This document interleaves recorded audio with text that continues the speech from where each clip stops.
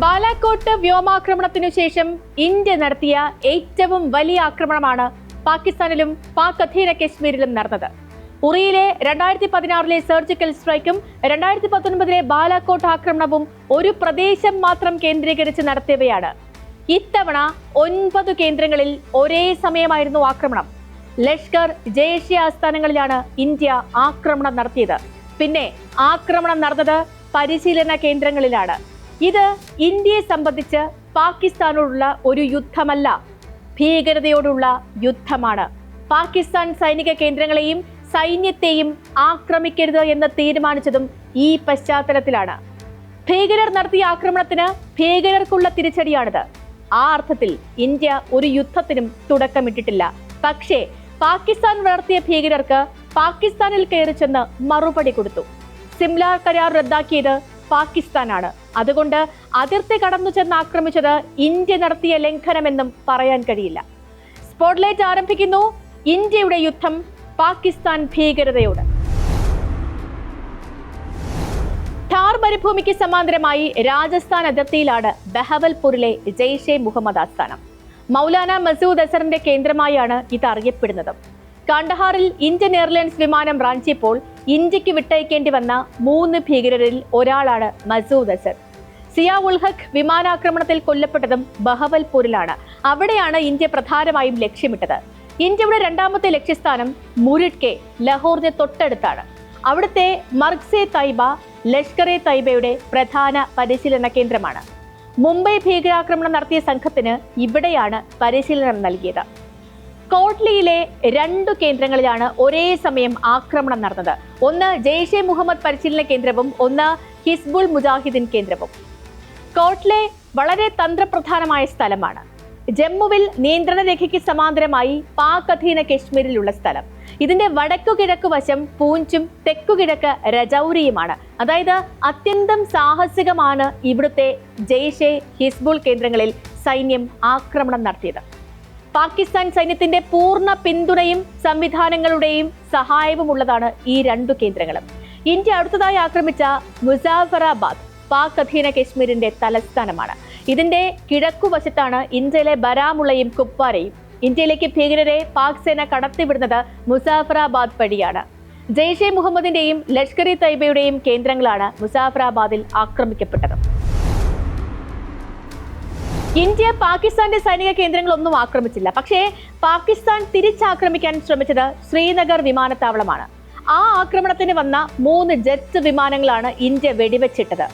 അതിർത്തി കടന്ന് പാകിസ്ഥാൻ പറക്കാൻ തുടങ്ങി എന്നാൽ അതിനർത്ഥം അവർ യുദ്ധം പ്രഖ്യാപിച്ചിരിക്കുന്നു എന്നാണ്.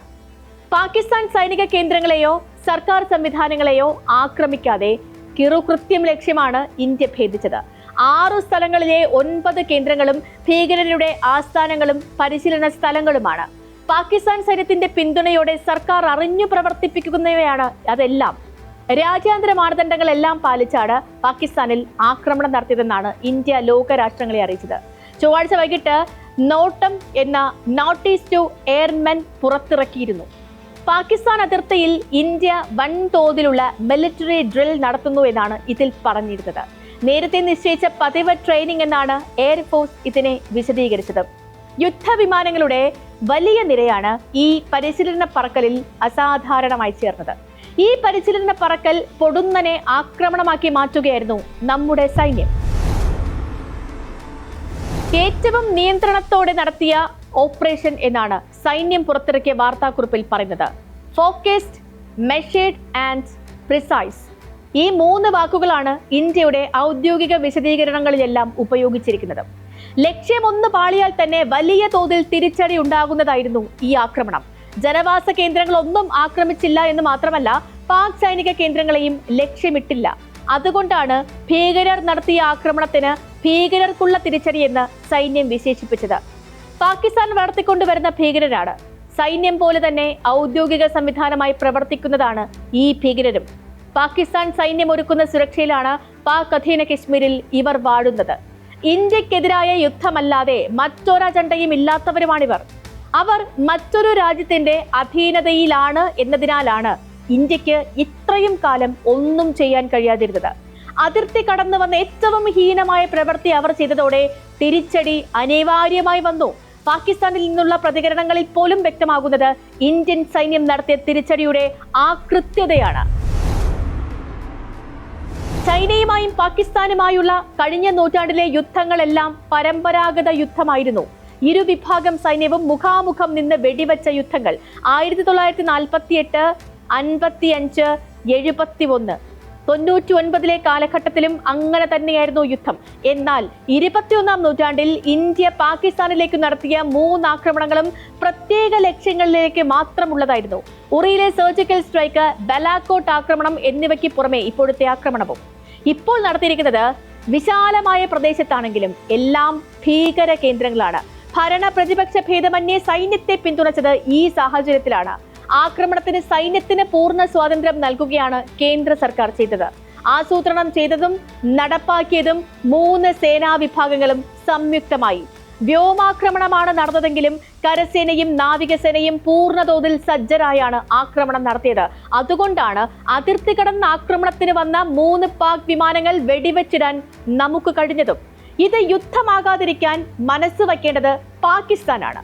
ഈ തിരിച്ചടി ഒറ്റത്തവണത്തേക്കുള്ളതാണെന്നും തുടർ ആക്രമണങ്ങൾ ലക്ഷ്യമില്ലെന്നും ഇന്ത്യ പ്രഖ്യാപിച്ചു കഴിഞ്ഞു.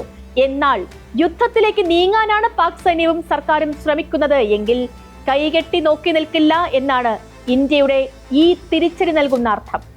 സ്പോട്ട്ലൈറ്റിനെ നാളെ മറ്റൊരു വിഷയവുമായി ഇതേ സമയം. നമസ്കാരം.